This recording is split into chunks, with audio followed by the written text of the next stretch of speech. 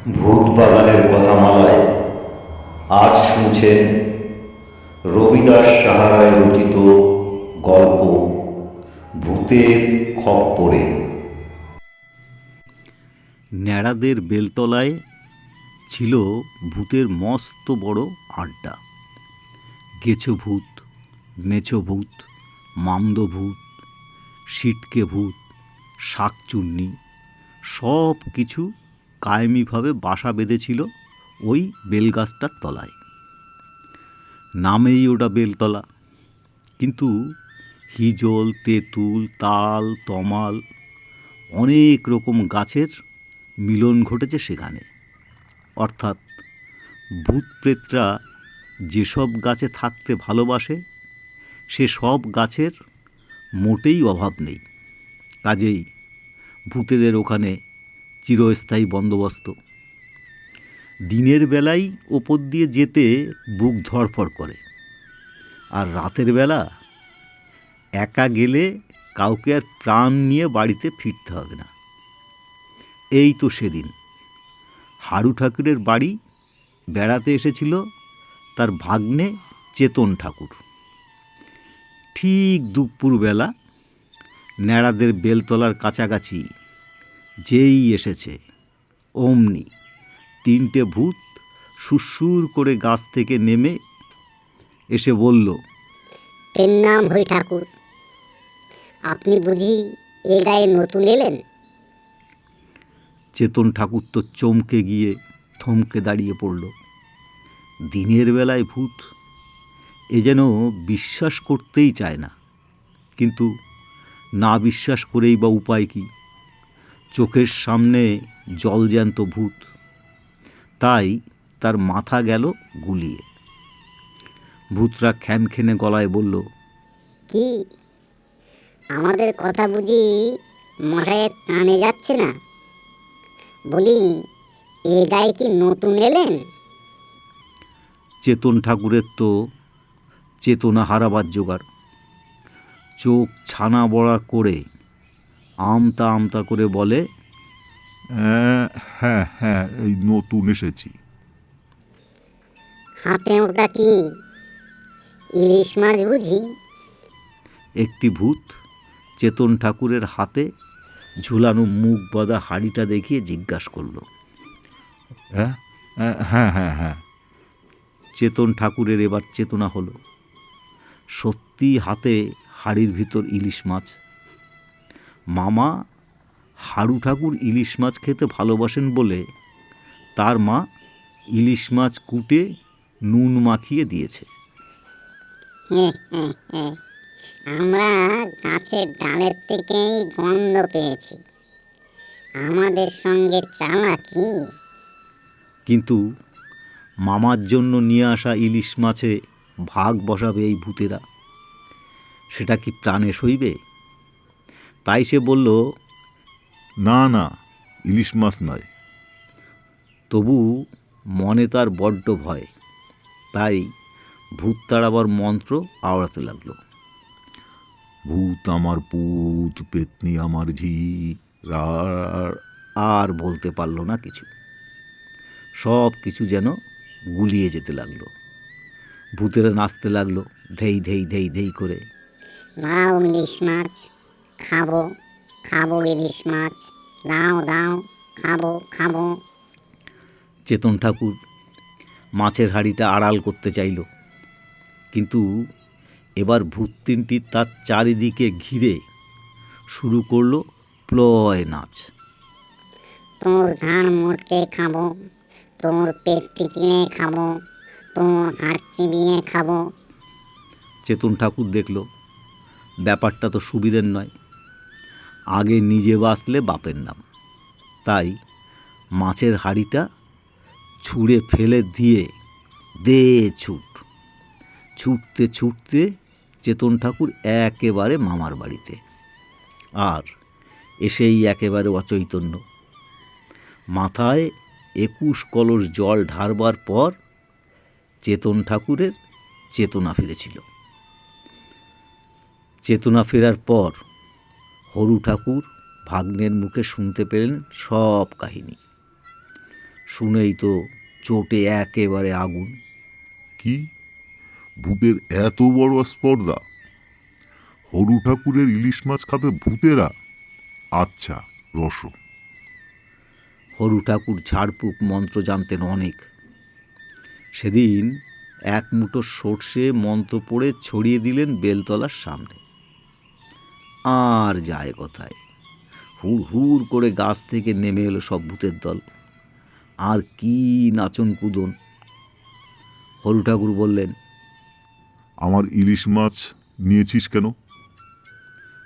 ভূতেরা বলল, আপনার ইলিশ মাছ নেব কেন ঠাকুর? সে তো একটা উটকো লোকের মাছ।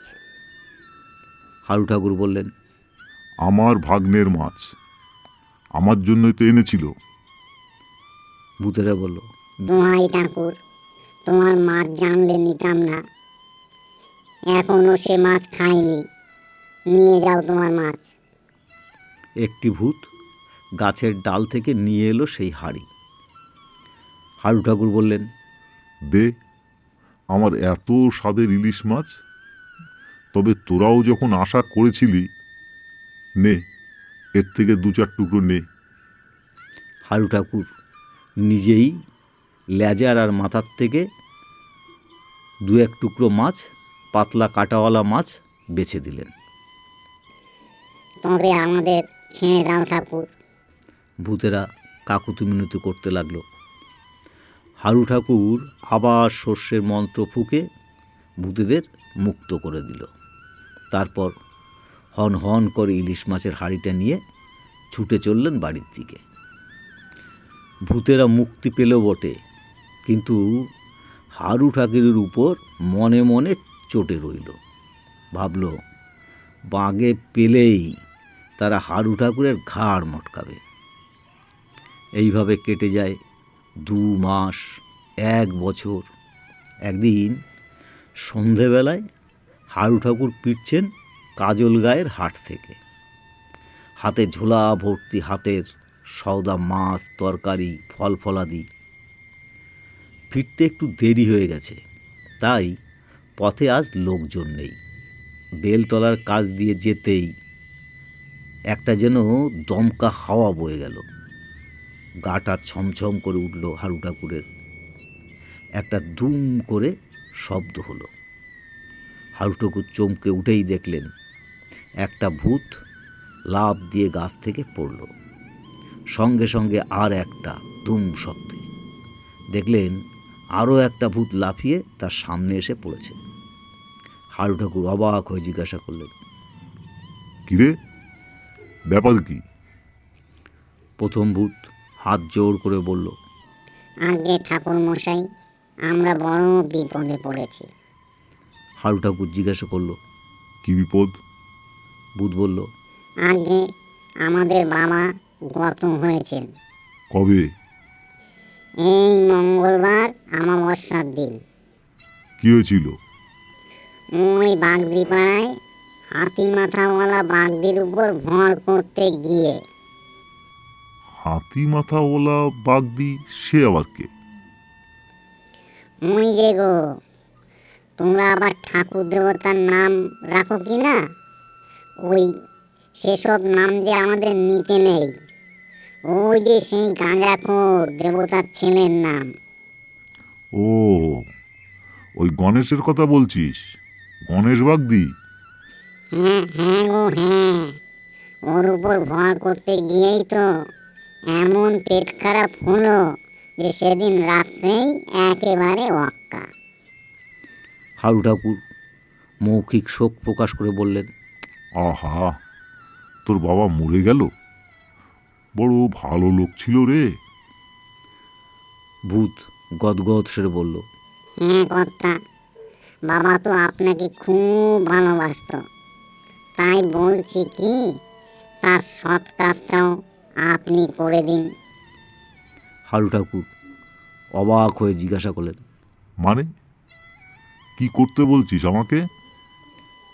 আগে বাবার শ্রাদ্ধটা শুধু ওই শুদ্ধভাবে করতে চাই।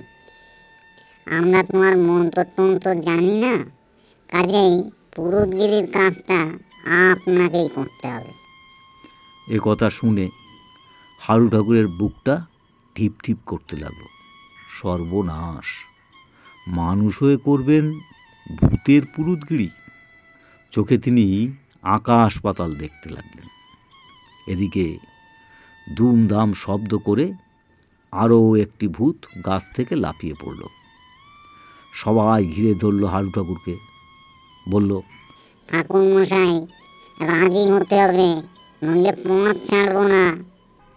হারু ঠাকুর দেখলেন এ এক বিষম সংকট। এখন শিকার না হয়েও উপায় নেই। তাছাড়া পথে ঘাটে রাত বিরেতে কত রকম বিপদ ঘটতে পারে। কাজেই এদের মন খুশি না করলেও চলে না। তাছাড়া একটা বুদ্ধি করে বাঁচতে হবে। তাই জিজ্ঞাসা করলেন, তোদের বাবার শ্রাদ্ধ কবে? আজকেই। সে কি রে, সন্ধে তো হয়ে এলো। সন্ধ্যাবেলা কি শ্রাদ্ধ হয়? দিনের বেলায় তো শ্রাদ্ধ করতে হয়। আপনাদের মানুষের শ্রাদ্ধ হয় দিনের বেলা, আমাদের শ্রাদ্ধ এই রাত্রির বেলায় হয় কর্তা। হারু ঠাকুর দেখলেন মহা বিপদ। শিকার না হয়ে উপায় নেই। তাই বললেন, শ্রাদ্ধ করা তো মুখের কথা নয়, জোগাড় যন্ত্র সব করতে হবে, তবে তো। ভূতেরা বলল, আমাদের যোগার যন্ত্র সব ঠিক আছে কর্তা, আপনি বসে গেলেই হলো, খাবার দাবার সব তৈরি। হারু ঠাকুর দেখল সত্যি গাছের তলায় বড় বড় মানকচু পাতায় মরা মানুষের মাথার খুলিতে কত সব জিনিসপত্র সাজানো। কেঁচোড় চচ্চড়ি, মরা ইঁদুরের ঘণ্ট, শুকনো মরা কাকের কাবাব, আরও কত কিছু। হারু ঠাকুর এসব দেখে বললেন, সত্যি তোরা পেল্লায় আয়োজন করেছিস রে। গাছের তলায় টিম টিম করে বাতি জ্বলছে। একটু পরেই হারু ঠাকুর বুঝলেন ওটা বাতি নয়, কতগুলো জোনাকি পোকা ধরে গোবরের মধ্যে গুজে রাখা হয়েছে। তার মধ্যে থেকেই ঠিকরে বেরোচ্ছে সেই আলো। একটা জায়গা নিকিয়ে পরিষ্কার করা হয়েছে। একটা খড়ের আসনও পাতা হয়েছে সেখানে। একটা ভূত বলল, এখানে বসুন কর্তা। হারু ঠাকুর সেখানে বসলেন। মনে মনে ভাবলেন, আচ্ছা ফ্যাসাদে পড়া গেছে। আজ বুঝি ভূতের হাতেই বেঘরে প্রাণটা যায়। হারু ঠাকুরের মাথায় একটা বুদ্ধি গজালো। তিনি বললেন, আরও একটা আসন লাগবে। যে পিণ্ডি দেবে তাকে তো এখানে বসতে হবে। সঙ্গে সঙ্গে হুকুম তামিল হলো। একটা ভূত হাত বাড়িয়ে দিল। সেই হাতটা লম্বা হতে হতে গিয়ে ঠেকল জলার ধারের কাশবনে। সেখান থেকে এক মুঠো কাশ ছিঁড়ে আনলো। চোখের নিমেষে আসন তৈরি হয়ে গেল। চোখ ছানা বড়া করে হারু ঠাকুর ব্যাপারটা দেখলেন। পাশেই আসন পাতাও হয়ে গেল। হারু ঠাকুর বললেন, তোরা একজন এখানে বস, মন্ত্র পড়তে হবে। একটা ভূত এগিয়ে এসে জিজ্ঞেস করলো, পিণ্ডি দেবার সময় ওই আকাশের ওপরে যারা থাকে তেনাদের নাম বলতে হবে না তো? হারু ঠাকুর বললেন, কাদের নাম? ও, সেই দেবতাদের নাম? না না, তা বলতে হবে না। হারু ঠাকুরের হাতে যে ঝোলাটা ছিল তাতে ছিল অনেক খাবার দাবার। সেটার উপর দৃষ্টি সব ভূতের পড়েছিল, আর লোভও ছিল সকলেরই। তারা ভেবেছিল ঠাকুরমশাই যেই মন্ত্র পড়তে আসনে গিয়ে বসবেন তখনই ওই সব জিনিসপত্র সদ্গতি করবে। কাজেই হারু ঠাকুর ঝোলাটা পাশে রেখে আসনে বসতেই কয়েকটা ভূত উকিঝুঁকি মারতে লাগলো। হারু ঠাকুর তা বুঝতে পেরে বলল, শোন, সবাই তোরা উপোস করে আছিস তো? ওই শ্রাদ্ধ শেষ না অবধি উপোস করে থাকতে হয়। এবার আর কোনো ভূতের মুখে রা নেই। হারু ঠাকুর বললেন, আমার ঝোলায় আছে সন্দেশ, মিহিদানা, গজা আর দরবেশ। তোদের শ্রাদ্ধের জন্যই এনেছি। যে উপোস থেকে শ্রাদ্ধের মন্ত্র পড়বে সেই শুধু ওগুলো পাবে। অন্য কারু আজ এ সমস্ত খাওয়া একেবারে নিষেধ। কথা শেষ করতে না করতে একটি সিটকে ভূত আসনের উপর গিয়ে বসে পড়ল। বলল, আমি মন্ত্র পড়ব। সঙ্গে সঙ্গে আর একটি মামতভূত তাকে টেনে তুলে ফেলল। বলল, তুই পড়বি মন্ত্র? তুই উপোস করেছিস? করিনি? গয়লা বাড়ির গরুর বাচ্চাটাকে আজ খেলাবে। ওঠ ওঠ, আমি মন্ত্র পড়ব। বলেই ধূপ করে মামতভূত আসনে বসে পড়ল। অমনি পাশ থেকে একটা মেছে ভূত তার গালে বসিয়ে দিলে একটা থাপ্পড়। বলল, তুই পড়বি মন্ত্র? তুই আবার উপোস করলি কখন? পচা ডোমা থেকে পচা শামুকগুলো তুলে খেয়েছিস না? যা যা, আমি পড়ব মন্ত্র। হঠাৎ গাছ থেকে আরও একটা গেছে ভূত লাফ দিয়ে ওর ঘাড়ের উপর পড়ে বলল, ফের মিছে কথা বলছিস গৌরা। তুই আবার কোথাকার বসি? আজ সকালবেলায় তো গোসাইদের রাস্তা গরুর ঘেঁটে কত কিছু খেয়ে দি। মন্ত্র যদি পড়ি তো আমি পড়ব। গোবরাও ছাড়ার পাত্র নয়। সে 82 শিক্কা ওজনের এক থাপ্পড় বসিয়ে দিল গেছে ভূত নন্টের গালে। বলল, আমার উপর কর্তালি করতে আসিস কোন সাহসে রে? তুই কি খেয়েছিস আমি দেখিনি? কি খেয়েছি? ম্যাং খেয়েছিস। ওদিকে আগের ভূতগুলো হাতাহাতি শুরু করে দিয়েছে। তুমুল হাতাহাতি। যে আসনে বসতে চায় তাকেই মারে। চোখের নিমেষে এক প্রলয় কাণ্ড বেঁধে গেল। হারু ঠাকুর বুঝলেন এই সুযোগ। তিনি তাড়াতাড়ি উঠে ঝোলাটা হাতে নিয়েই সেখান থেকে ছুট। মুখে মুখে রাম নাম আওড়াতে লাগলেন। যত দূরে যান ততই জোরে জোরে রাম নাম বলে চেঁচান। ভয় যেন আর কাটে না। শেষ অবধি বাড়িতে এসে নিঃশ্বাস ফেলে তবে বাঁচলেন।